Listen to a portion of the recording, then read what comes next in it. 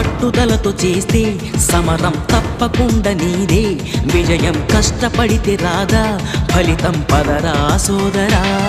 నీ ధైర్యం తోడై ఉండగా ఏ సాయం కోసం చూడక, నీ ధ్యేయం చూపే మార్గంలో పోరా సూటిగా.